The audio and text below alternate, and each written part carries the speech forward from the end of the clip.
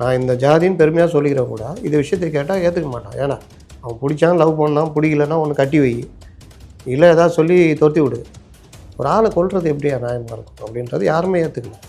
அப்போ ஆணவ கொலைகளுடைய அடிப்படையாக இருக்கிறது இதுதான். இது பண்ணலாம், குழந்தைகளை தானே பார்ப்போம். அந்த குழந்தைகளையும் வேறு பார்வையில் பார்க்குறது, அது பேசுகிறது சமூக நீதி மற்றதெல்லாம். ஆனால் மனநிலை நீ கலைஞர் காலத்தில் இருந்த திமுகக்கும் இன்றைக்கி இருக்கிற திமுகவுக்குமே 1000 வித்தியாசம் இருக்குது. இது மேலே கோபம் வரணும், இந்த மாதிரி விஷயங்கள் தடுக்கணும். நான் ஜாதி விரும்புகிறவனா இருப்பேன், ஆனால் அதுக்காக நான் மனித தன்மை இல்லாமல் நடக்கிறது நான் ஏற்றுக்க மாட்டேன். அஜித் ஒரு அறிக்கையை வெளியிட்டிருக்காரு. அதில் என்ன சொல்லியிருக்காருன்னா, என்னோட சுயநலத்துக்காக நான் ரசிகர்களை பயன்படுத்த மாட்டேன் அப்படின்னு சொல்லியிருக்காரு. இவர்கள் விஜய் மேலே கொண்ட பற்றுனால, அந்த ஒரு ஆசை தலைவராக பார்க்கறதுனால எதையும் இழக்க தயாராக இருக்காங்க அந்த லட்சக்கணக்கான தொண்டர்கள். அஜித் சொல்கிற மாதிரி அவர் உண்மையிலேயே நான் அதை பயன்படுத்த மாட்டேங்க, இவர்கள் அந்த வேலையை செய்கிறாங்க, அது பெரிய பாதிப்பாக முடியும்.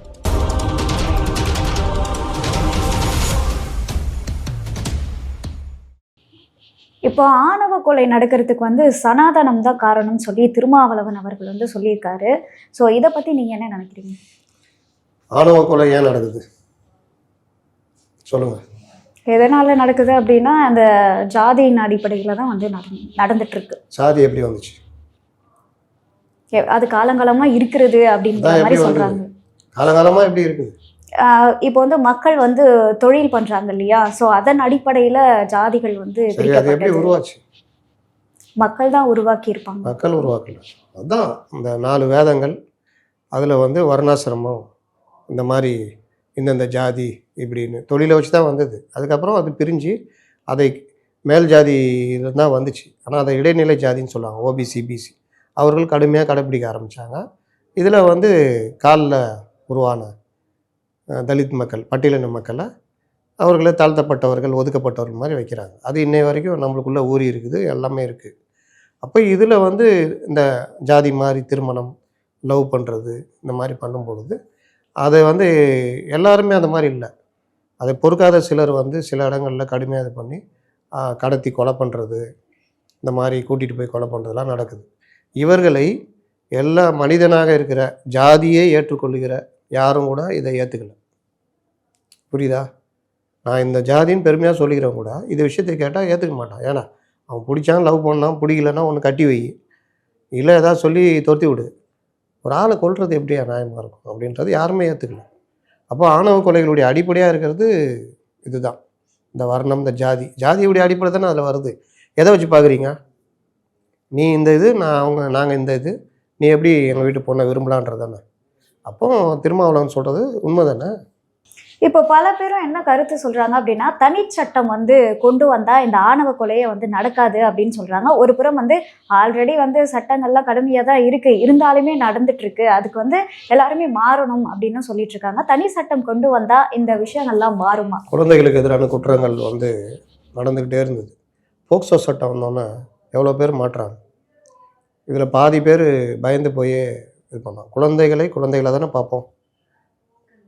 அந்த குழந்தைகளையும் வேறு பார்வையில் பார்க்குறது. அது ஒரு ஆய்வு என்ன சொல்லுதுன்னா, 60% குழந்தைகள் தாங்கள் வளர்கிற இந்த பருவத்தில் 18 வயதுக்குள்ளே ஏதோ ஒரு வகையில், அது பாலியல் சீண்டலாக இருக்கலாம், பாலியல் துன்புறுத்தலாக இருக்கலாம், பாலியல் பலாத்காரமாக இருக்கலாம், தன்னுடைய உறவினர்கள், குடும்ப நண்பர்கள் யார் மூலியமாவது சீண்டலுக்கு உள்ளாகிறாங்க. எல்லோருக்கும் ஏதோ ஒரு வகையில் ஒரு அனுபவம் இருக்குதுன்றாங்க.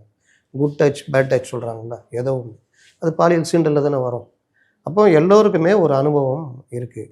அப்போ இந்த மாதிரி விஷயங்களை தடுக்கணுன்னா அதுக்கு ஒரு சட்டம் வேணும்னா போக்சோ சட்டம் கொண்டு வந்தாங்க. கடுமையான தண்டனை நடக்குதா இல்லையா? ஆனால் அதுக்காக அந்த குற்றங்கள் குறையில்லை. ஆனாலும் ஒரு பயம் இருக்குது. இது சேம் இதே தான். ஆணவ கொலை தடுப்பு சட்டம் வந்துச்சுன்னா இந்த பயம் இருக்கும், கடுமையான தண்டனை கிடைக்கும். இப்போ இந்த மாதிரி சட்டங்களில் பிறல் சாட்சி வேறு ஏதாவதுன்னு வந்துடும். ஆணவ கொலை தடை சட்டம்னா அதுக்குள்ளே வந்துச்சுன்னா அதுக்கு சில ஏற்பாடுகள் இருக்கும். அது உங்களை குற்றவாளிகளை தப்பிக்காமல் பார்த்துக்கும். அதுக்கு தான் கேட்குறது. ஆனால் இவர்கள் பார்வை எப்படி இருக்குது? சமூக நீதி இயக்கம், பெரியார், அது இதெல்லாம் பேசுகிறாங்க. அப்போ இந்த மாதிரி விவகாரத்தில் உடனடியாக தனிச்சட்டம் கொண்டு வரல என்ன பிரச்சனை இருக்குது? இன்னைக்கு திருமாவளவன் கூட்டணி கட்சியில் இருக்கிறவரே சொல்கிறாரு, நாங்கள் இந்த மாதிரி அமித்ஷாட்ட போய் லெட்டர் கொடுத்தோம். உடனடியாக மத்திய அரசு மாநிலங்களுக்கு சுற்றறிக்கை அனுப்பிச்சு தனிச்சட்டம் கொண்டு வரதுல என்ன அவங்களுக்கு பிரச்சனை இருக்குதுன்னு கேட்குறப்போ இவர்கள் பதிலை சொல்ல மாட்டேங்கிறாங்க. அப்படின்னு ஏன் எதனால சொல்ல மாட்டேங்கிறாங்க? அவர்கள் மனநிலை பேசுறது சமூக நீதி மற்றதெல்லாம். ஆனால் மனநிலை நீ கலைஞர் காலத்தில் இருந்த திமுகவுக்கும் இன்றைக்கி இருக்கிற திமுகவுக்குமே 1000 வித்தியாசம் இருக்குது. அன்றைக்கி ஒரு அமைச்சர் வேறு ஏதாவது ஒரு ஜாதி சங்கம் எதுலேயுமே இருக்க மாட்டாங்க, வெளியே காமிச்சிக்கவே மாட்டாங்க. இன்றைக்கி ஒருத்தர் ஜாதி சங்கத்தில் கூட்டத்தில் பார்த்துட்டு இன்னொருத்தர் இதில் போகிறாரு வர்றாரு, தங்களை அந்த சுயபெருமை அடைகிறாங்க. நிற்க வச்சு பேசுறது, பட்டியலின ஆள்னா நிற்க வச்சு பேசுறது. திருமாவளவனே பிளாஸ்டிக் சேர்னு சொல்கிறாங்களே, ஏன் சொல்கிறாங்க? அவரை அந்த இதை வச்சு பிளாஸ்டிக் சேர் போட்டு உட்கார வச்சதுனால அதை ரொம்ப கேவலமாக அந்த வார்த்தையை பயன்படுத்துகிறாங்க. அது ரொம்ப தவறு. ஆனால் இன்றைக்கி அவருக்கு அந்த மாதிரி நடக்குதுன்றது வந்து ஏன் நடக்குது அப்படின்னு பார்த்தா பின்புலம் வந்து இதான் நிற்கிது. அப்போ இந்த மாதிரி மனநிலை இன்றைக்கி இருக்கும்போது இவர்கள் எப்படி நீ ஒருத்தர் பட்ட நாமன்லாம் பேசுகிறார்? இப்படிப்பட்ட மனநிலையில் இருக்கிறவங்க இந்த கோபம் வருமா? வராது. அப்போ அவர்கள் எப்படி தனிச்சட்டம் கொண்டு வருவாங்க? இதுக்கு மேலே கோபம் வரணும். இந்த மாதிரி விஷயங்கள் தடுக்கணும். நான் ஜாதி விரும்புகிறவனா இருப்பேன், ஆனால் அதுக்காக நான் மனிதத்தன்மை இல்லாமல் நடக்கிறது நான் ஏற்றுக்க மாட்டேன்.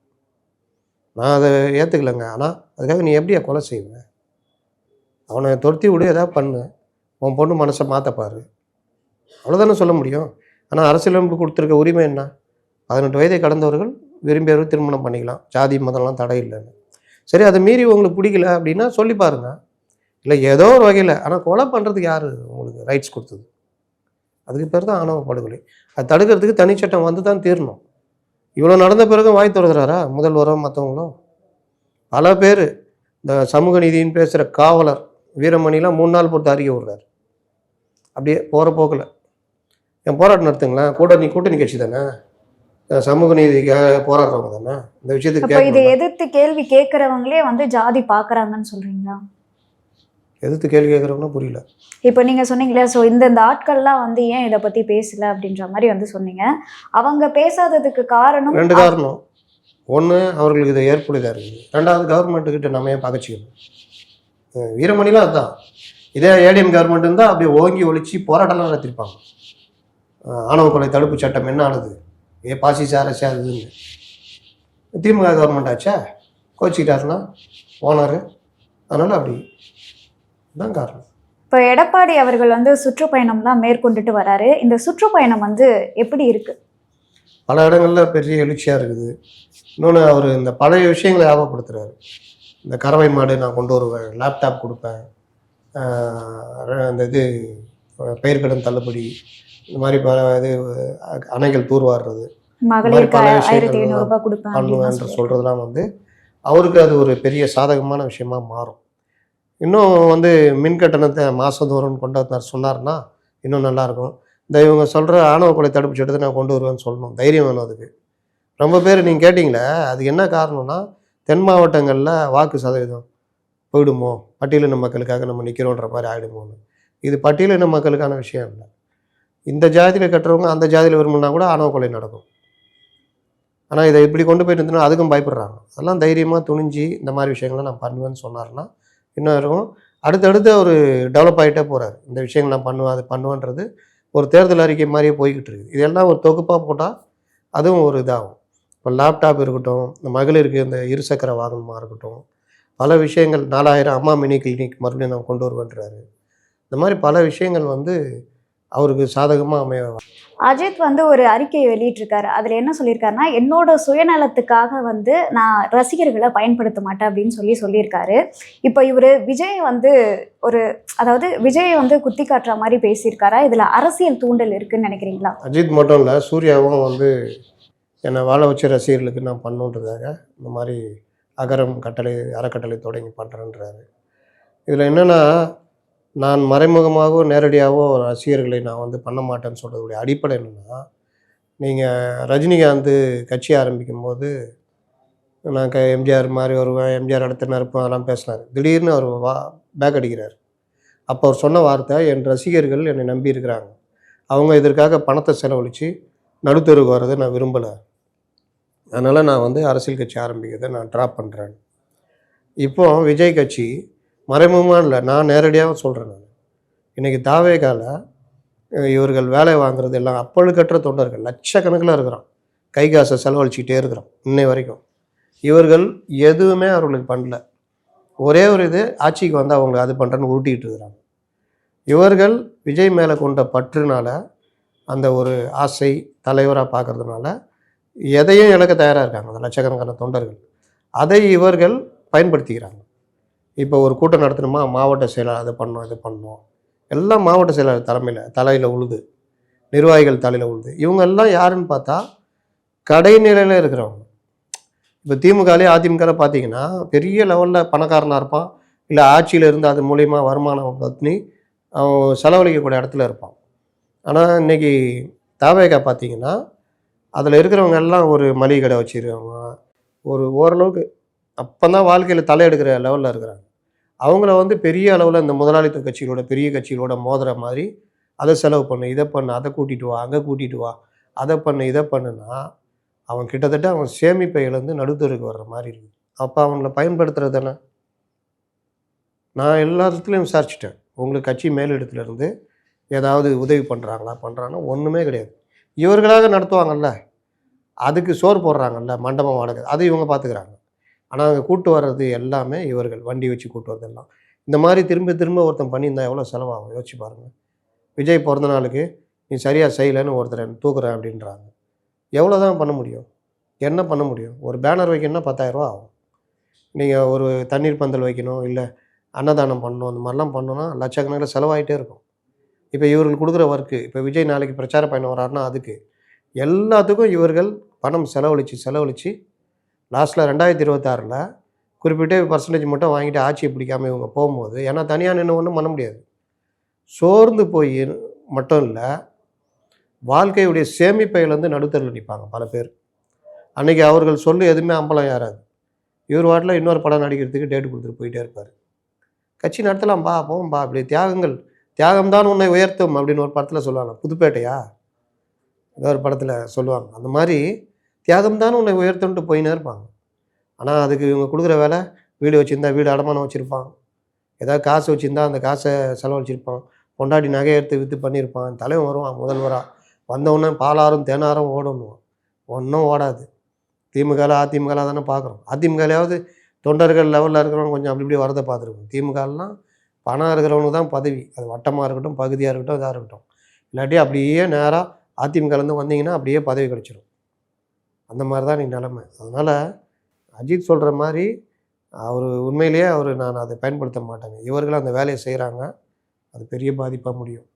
இப்போது எடப்பாடி அவர்கள் வந்து நிறைய கட்சிகளை கூட்டணிக்காக வந்து அழைக்கிறாரு. ஆனால் ஆல்ரெடி இருந்த பாமகவும் சரி, தேமுதிகவும் சரி, அவருக்கு வந்து எந்த ஒரு ரெஸ்பான்ஸுமே பண்ணல. எதனால் இருக்கும் அப்படின்னு நினைக்கிறேன். பாமக அன்புமணி ராமதாஸ் தலைமையில் ஃபார்ம் ஆகிட்டு இருக்குது. இப்போ பொதுக்குழு கூட்ட போகிறாங்க. நீங்கள் சட்டப்படி பார்த்தீங்கன்னா அந்த கட்சி அன்புமணி கையில் வந்துடும். ஐயா ராமதாஸ் அவர்கள் தனித்து விடப்படுவார். அவர் மேலே எல்லாருக்கும் மரியாதை உண்டு. ஆனால் சட்டம்னு வரும்பொழுது இந்த இதெல்லாம் பார்க்க மாட்டாங்க. யார்கிட்ட அதிக பொதுக்குழு உறுப்பினர்கள், யாருக்கிட்ட அதிக மாவட்ட செயலாளர், யார்கிட்ட நிர்வாகிகள் தான் சட்டம் பார்க்கும். கோர்ட்டுக்கே போனாலும் அன்புமணி தான் கட்சின்னு போயிடும். அப்போ ராமதாஸ் ஐயா மட்டும் தடுத்து விடப்படுவார், கொஞ்சம் ஆதரவாக இருப்பாங்க. இவர்களையும் திமுக பயன்படுத்துறதுக்கு பார்க்கும். பாமக அவருடைய அன்புமணி ராமதாஸ் உடைய இது வந்து என்டிஏ கூட்டணி வரதுக்கு வாய்ப்பு இருக்குது. தேமுதிக கிட்டத்தட்ட நான் சொன்ன மாதிரி முடிஞ்சிருச்சு. அது அவர்கள் திமுக பக்கம் போகிறது தான் வாய்ப்பு இருக்குது. சொல்ல முடியாது, தேர்தலில் எதுவும் நடக்கும், இன்னும் 8 மாதம் இருக்குது. ஆனால் எனக்கு கிடைச்ச தகவல் அதுதான். இது இல்லாமல் வேறு சில 2 பிரம்மாண்ட கட்சி இருக்குல்ல, பார்ப்போம். லாஸ்ட் டைமில் எந்த அதிசயம், ஏதாவது ஒரு அதிசயம் நடக்கலாம். அப்போ வந்து நாம் தமிழரோ இல்லைன்னா வந்து தமிழக வெற்றி கழகமோ ஏதாவது ஒன்று இணையும் அப்படின்னு சொல்ல வரீங்களா? தமிழக வெற்றி கழகம் இணையறதையும் கிட்டத்தட்ட பேசி முடிச்சிட்டாங்க, வேணாம் அப்படின்ற மாதிரி. நாம் தமிழர் கட்சி எப்படின்னு சொல்ல முடியாது. அவர்கள் கொள்கையில் கொஞ்சம் லைட்டாக விட்டு கொடுத்து அதை short time goal, long time கோல்னு மாற்றி எதாவது பண்ணாங்கன்னா ஏதாவது மாற்றம் நடக்க வாய்ப்பு இருக்கிறது. இப்போ சீமான் அவர்கள் வந்து தடைகளை மீறி வந்து ஆடு மாடுகள் வந்து மேய்ச்சல் போராட்டம் வந்து நடத்தியிருக்காரு. இது எப்படி பார்க்குறீங்க? நம்ம ஏற்கனவே பேசினது என்ன, இது ஒரு பெரிய பொருளாதாரம். ஆடு மாடு மேய்ச்சல், இந்த மாதிரி மேய்ச்சல் நில ஆண்டுன்னு ஒரு இது ஒன்று வந்துச்சு. அந்த அடிப்படையில் ஆடு மாடுகள் மேய்ச்சல்ன்றது ரொம்ப முக்கியமானதுன்றது, அதை கடைப்பிடிக்கணுன்றதே பேச்சு. ஆனால் அதை பண்ணாமல் இன்னை வரைக்கும் அதை பண்ணிக்கிட்டு இருக்கிறாங்க. அந்த வகையில் இது ஒரு விழிப்புணர்வாக அவர் பண்ணுறாரு. இன்றைக்கி நகைப்புக்குரிய விஷயமா இருந்தாலும் நாளைக்கு அது ஒரு பெரிய விஷயமாக மாற வாய்ப்பு. உங்களோட நேரத்தை ஒதுக்கி பல்வேறு கேள்விக்கு விளக்கம் அளிச்சிருக்கீங்க, அதற்கு நன்றி.